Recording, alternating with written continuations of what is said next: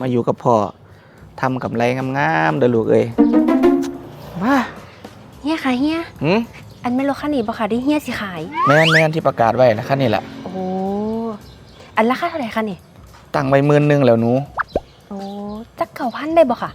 9,000 บาทติแม่นเพิ่มมาให้อีกจักหน่อยนึงไปเป็น9,500ไปหนูไป9,500ได้ค่ะเฮียโอเคค่ะเดี๋ยวแป๊บนึงเด้อค่ะเฮียดีเลยฮัลโหลค่ะลูกค้าโอ้รถที่ลูกค้าบอกไว้อะค่ะ15,000ค่ะโอ้ยพิเศษสำหรับลูกค้าแล้วค่ะลดบ่ได้แล้วอ๋อโอเคค่ะเดี๋ยวจังไหนเดี๋ยวจะส่งอันเลขบัญชีไปด้วยค่ะโอเคค่ะได้ค่ะได้เฮียเดี๋ยวหานาทีมาเด้อโอเคค่ะบ้าอีหนูนี่คือกล้ามาลูบคมเฮียเหลี่ยมคักแถววะ